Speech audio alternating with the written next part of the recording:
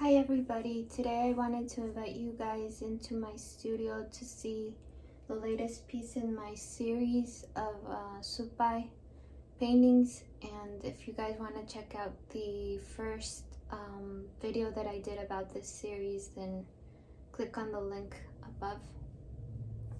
You'll get the history about what inspires this culturally.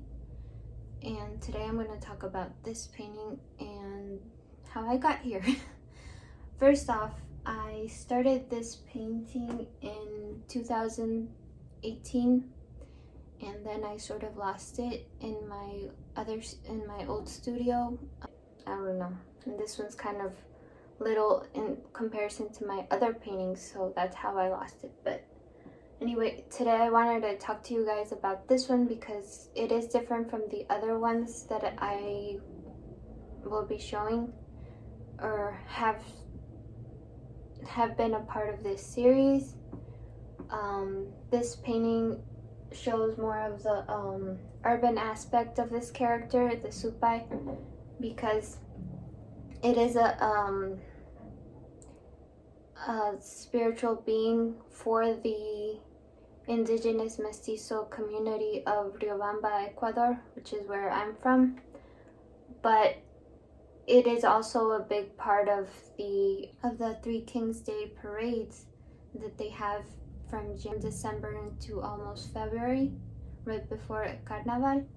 So this character always comes into play, and usually families dress up in the costumes, and they were meant to patrol the parade, keep people from getting into interfering with the rest of the dancers and stuff, the onlookers.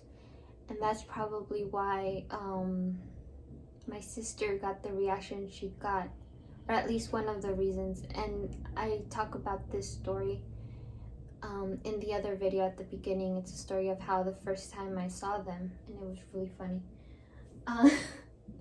Anyway, the thing that evolved from this one and why I wanted to paint it, because as years have gone by, the costume has evolved and people change it. Like the traditional one is the red mask with the red tin mask with this sort of like a jester-like costume shirt, and the scarf, colorful scarf that they wear at the bottom, that's sort of like a skirt. And the other big role that they had in the parade was that they were giving a lot of leniency. Like, they were known to like play tricks on families in the surrounding houses, and they wouldn't receive any like reprehension over their actions, and they were seen as like mischievous characters, not anything harmful, which is the big difference of this character and the traditional religious devil character. This is distinctly different because it was more tied into creativity. And like I said, it's one right now I'm trying to figure out how to resolve like the characters here and here, because I had a reference photo and I sort of added these characters at the end, and I need to work out the scale and stuff. But this is the project that I'm currently working on. I have been working on it since 2015.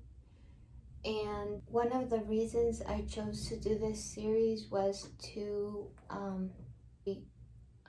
internationally it's known for its religious meaning and all the connotations and biases that go along with it. But as I've grown up in the United States and have known people from all different kinds of backgrounds and countries, I've learned that there are so many ways of looking at one thing or interpreting one aspect of anything, really. I mean, I could have hundreds of different examples, and even just in the Latin American community, because You don't know how many misinterpretations that have happened to me just by talking, because we don't give the same meaning to the same things, and it honestly changes from country to country. So that's one of the goals with this project.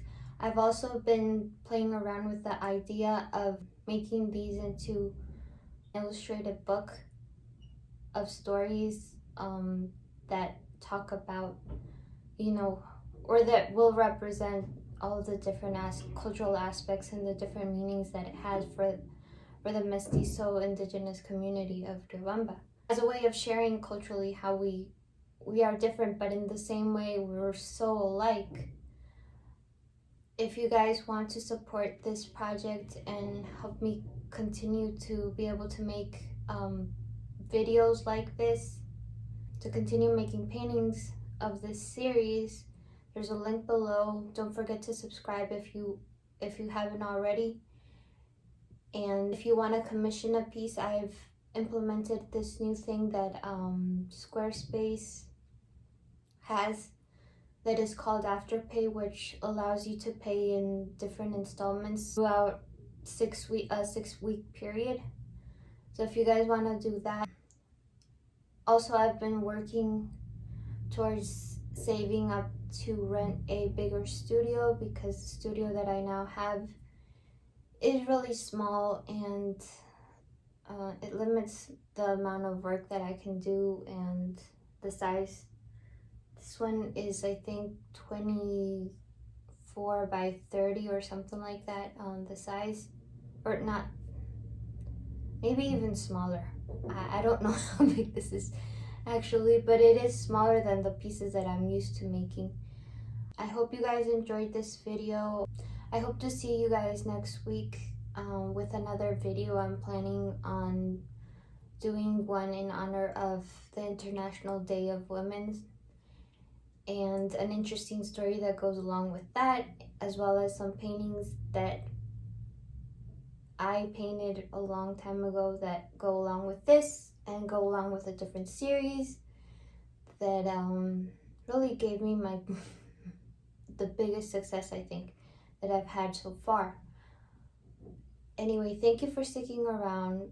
I love you. Take care. Stay safe. And see you next week.